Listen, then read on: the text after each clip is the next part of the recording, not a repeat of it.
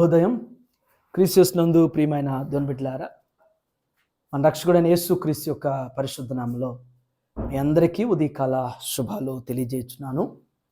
దేవుని యొక్క మహాకృపను బట్టి దేవుడు మనల్ని ఎంతో జ్ఞాపకం చేసుకుని ఆరోగ్యాన్ని, ఆయుష్ను అనుగ్రహించి మరొక నూతన దినాన్ని మన జీవితాల్లో దేవుడు అనుగ్రహించడాన్ని బట్టి మరి దేవునికి మనం ఎంతగానో కృతజ్ఞతలు చెల్లించాల్సిన వారిగా ఉన్నాం. ఈ దినం మన టీఎల్సిన దినాహారంలో దేవుని యొక్క వాక్యాన్ని మనం జ్ఞాపకం చేసుకుందాం. ప్రసంగి గ్రంథం 5వ అధ్యాయము 7వ వచనాన్ని మనం చదువుకుందాం. ప్రసంగి గ్రంథం 5వ అధ్యాయం 7వ వచనం. అధికమైన స్వప్నములను మాటలను నిష్ప్రయోజనములు, నీ మట్టుకు నీవు దేవుని యందు భయభక్తులు కలిగి ఉండము.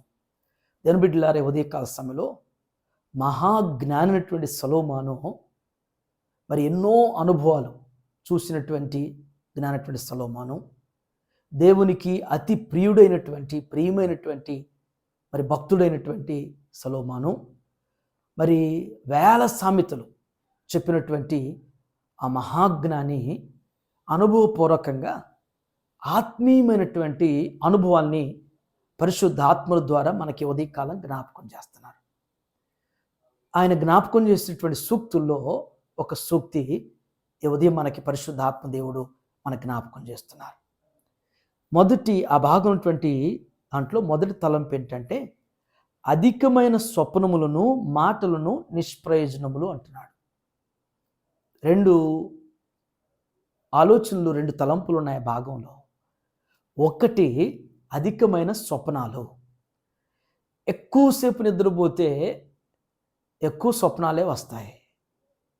అలసిపోయినటువంటి శరీరంతో ఎంత సమయం పడుకోవాలో అంత సమయం పడుకుంటే ఆరోగ్యం. అధిక నిద్ర కూడా మంచిది కాదు ఆరోగ్యానికి. టైం దొరుకుతుంది కదా అని చెప్పేసి ఏ పని చేయం కదా, ఏ పని చెప్పట్లేదు కదా, నేనేం చేయలేను కదా అని చెప్పేసి అధికంగా నిద్రపోతే ఆరోగ్యం కూడా అది క్షేమం కాదు. ఒకవేళ అధికంగా నిద్రపోతే వచ్చేది కలలు తప్ప మరొకటి ఉండదు. అది క్షేమం కాదు అంటున్నాడు.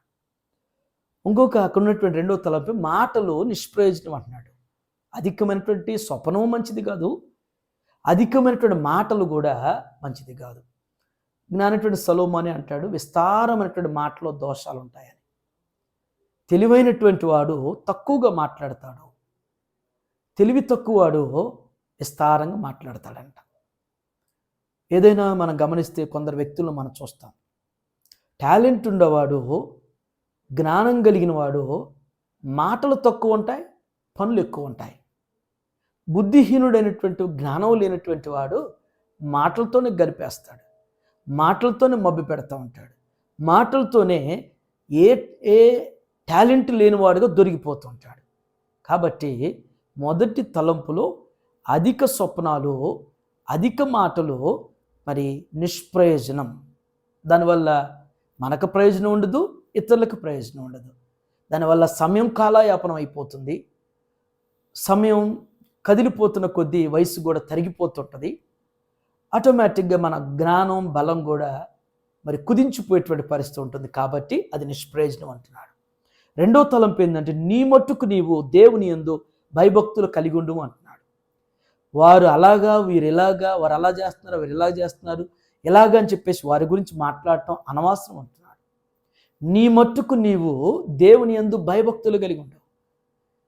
నీ మట్టుకి, మన మట్టుకు మనం దేవుని యందు భయభక్తులు కలిగి ఉండటం అనేటువంటిది చాలా ప్రాముఖ్యమైనటువంటిదని భక్తుడు జ్ఞాపకం చేస్తున్నారు. దేవుని యందు భయభక్తులు కలిగి ఉండటం అంటే ఏదో ఆదివారం లేకపోతే శుక్రవారం ఏదో ఒక అంటే ఆరాధనకు వెళ్తున్నాను కదా కాదు. ఆరాధనకు వెళ్తున్నట్లుగానే ప్రతి దినం కూడా ప్రార్థిస్తూ ఉండాలి, ప్రతి దినం కూడా దేవుని వాక్యాన్ని ధ్యానిస్తూ ఉండాలి, ప్రతి దినం కూడా దేవుణ్ణి, ఆయన కార్యాన్ని స్మరించుకుంటూ స్తుతిస్తూ ఉండాలి. ఇది భక్తి అంటే. భక్తిపూర్వకంగా దేవుని యందు భయభక్తులు కలిగినటువంటి రీతిలో నడుస్తున్నామనే దానికి ఇవి కలిగి ఉంటే, ఇవి అనుసరించినప్పుడు ఇది దేవుని యందు భయభక్తులు కలిగి ఉంటాం. ఈ ఉదయకాల సమయంలో అధికమైనటువంటి స్వప్నాల వల్ల ఆయాసం, అధికమైనటువంటి మాటల వల్ల అది నిష్ప్రయోజనం అనేటువంటిది మనం గుర్తెరుగుతూ దేవుని యందు భయభక్తులు కలిగి ఉంటూ ముందుకు నడుస్తూ దేవునికి దేవుని యొక్క చిత్తానుసారంగా జీవించేటువంటి వారుగా దేవుడు మనందరిని కూడా స్థిరపరుస్తూ బలపరచునుగాక. ఆమేన్. ఈ దినం జన్మదినం జరుపుకున్నటువంటి మరి పెద్దవారు యేసురత్నం గారికి జన్మదిన శుభాకాంక్షలు తెలియజేస్తున్నాను. దేవుడు మరి ఇండియన్ ఆర్మీలో ఉన్నతమైనటువంటి ఆధిక్యత వారికి దేవుడు అనుగ్రహించారు.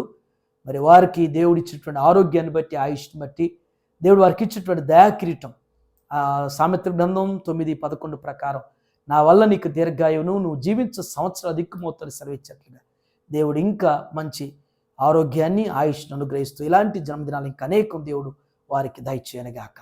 ఆమేన్. ప్రార్థన